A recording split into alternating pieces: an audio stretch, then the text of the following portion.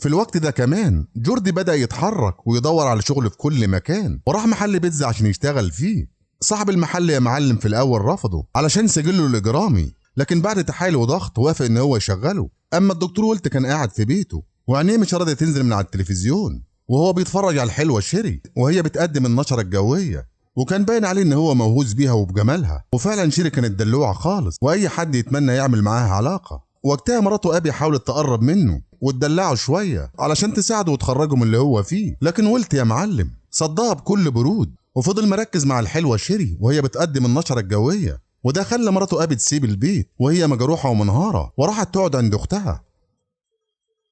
وفي يوم يا معلم من الأيام اللي كهربته عالية جدا حصل موقف ولا في الخيال.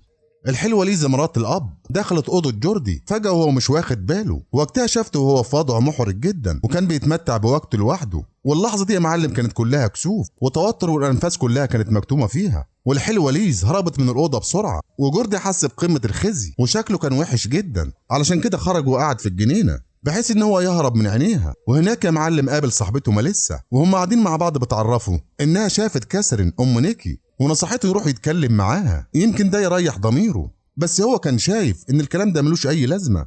بعد كده الحلوه ماليسا عزمته على حفله عندها بالليل علشان يفك شويه ويخرج من اللي هو فيه. وفي الناحيه التانيه يا معلم الدكتور ويلت استغل ان مراته سابت البيت ومشت وعزم الحلوه شيري عنده في البيت. وهناك يا معلم الشيطان كان تالتهم وسابوا نفسهم لغريزتهم واندمجوا مع بعض في علاقه جسديه، وبان وقتها ان شيري بتلعب بذكاء وبتستغل رغبه الدكتور ويلت وحبه ليها علشان تضمن نفسها انها تنجح وتجيب درجات عليا في الكليه اللي هي فيها.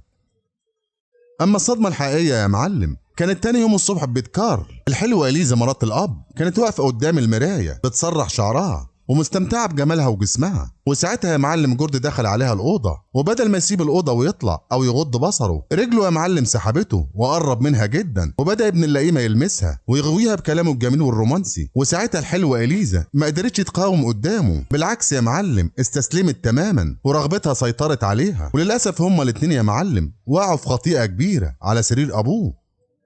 فجأة ومرة واحدة يا صاحبي هما الاتنين سمعوا صوت كارل وهو راجع البيت، وجوردي بسرعة جري استخبى في الحمام، ومن الخوف والرعب قلبه كان هيقف. وبنت اللئيمة إليزا بكل براعة سحبت جثة للسرير ونامت معاه علشان تلهيه وتغطي على اللي حصل. وفي وسط كل ده يا معلم ابن اللعيبة جوردي هرب من البيت زي الشعر من العجين. ومن ساعتها يا معلم بدأت علاقة سرية محرمة وملتهبة جدا بين الحلوة إليزا وابن جوزها، وعلى طول يا معلم بيقابلوا بعض في الدرة من غير ما اي حد يحس بيهم ويشبعوا رغباتهم بعيد عن عيون الناس.